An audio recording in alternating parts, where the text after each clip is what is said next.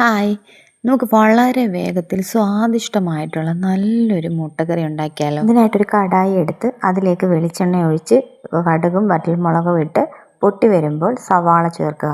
ഇവിടെ 4 സവാള അരിഞ്ഞതും പച്ചമുളകും ഇഞ്ചി വെളുത്തുള്ളി പേസ്റ്റ് എന്നിവ ചേർത്തിട്ടുണ്ട്. ഇതിനായിട്ട് സവാള നന്നായിട്ട് വഴറ്റിയെടുക്കണം. വഴറ്റി വന്നാലേ അതിൻ്റെ ഒരു ടേസ്റ്റ് കറക്റ്റായിട്ട് നമുക്ക് വരത്തുള്ളൂ.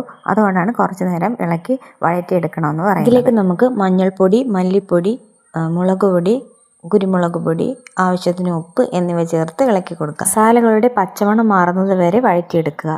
അതിനുശേഷം ഒരു വലിയ തക്കാളിയുടെ പകുതി ഭാഗം എടുത്ത് ഇതിലേക്ക് ചേർക്കുക. തക്കാളി വഴന്നു വന്നതിന് ശേഷം 1/4 കപ്പ് ചൂടുവെള്ളം ഇതിലേക്ക് ഒഴിച്ച് തിളപ്പിക്കുക. നമുക്ക് എത്ര ചാറ് വേണോ അത്രയും ചാറാക്കിയിട്ട് വറ്റിച്ചെടുക്കാവുന്നതാണ്. ഇതിലേക്ക് പുഴുങ്ങിയ മുട്ടയെടുത്ത് നമുക്ക് ചേർത്ത് സെർവ് ചെയ്യാവുന്നതാണ്. അപ്പോൾ നമ്മുടെ സ്വാദിഷ്ടമായ മുട്ടക്കറി റെഡി ആയിട്ടുണ്ട്. എല്ലാവരും ഒന്ന് ട്രൈ ചെയ്ത് നോക്കണം. അതേപോലെ ഈ ചാനലൊന്ന് സബ്സ്ക്രൈബ് ചെയ്യാനും മറക്കല്ലേ. കൂടാതെ ഇതൊന്ന് ഷെയർ ചെയ്യുക, ലൈക്ക് ചെയ്യുക, കമൻറ്റ് ചെയ്യുക. Thank you for watching.